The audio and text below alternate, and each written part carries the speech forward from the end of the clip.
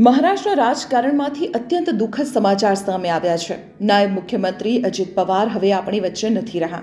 બુધવારે એક ભયાનક વિમાન દુર્ઘટનામાં તેમનું કરુણ નિધન થયું છે। અજીત પવાર મુંબઈથી પોતાના ગઢ બારામતી ચૂંટણી પ્રચાર માટે જઈ રહ્યા હતા।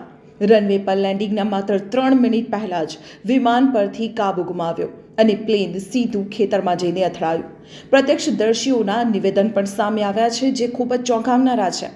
પ્રત્યક્ષદર્શીઓના કહેવા પ્રમાણે પ્લેન જમીન પર પટકાતાની સાથે જ એક પછી એક 5 જોરદાર વિસ્ફોટ થયા અને આખું વિમાન આગના ગોળામાં ફેરવાઈ ગયું। દુર્ઘટના એટલી ભયાનક હતી કે વિમાનમાં સવાર 5 લોકોના ઘટના સ્થળે જ મોત થઈ ગયા।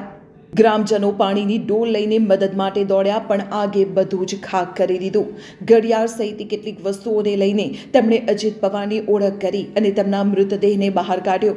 અજીત પવાર લિયરજેટ 45XR વિમાનમાં સવાર હતા, જે તેની હાઈ સ્પીડ માટે જાણીતું છે। VSR વેન્ચર્સનું આ ચાર્ટર પ્લેન લેન્ડિંગ વખતે લપસી ગયું હોવાનું પ્રાથમિક અનુમાન અત્યારે લગાવાઈ રહ્યું છે। તેઓ બારામતીમાં 4 ચૂંટણી સભાઓને આજે સંબોધવાના હતા, પરંતુ કુદરતે કંઈક બીજું જ મંજૂર હતું। આ અકસ્માતે સમગ્ર દેશને સ્તબ્ધ કરી દીધો છે।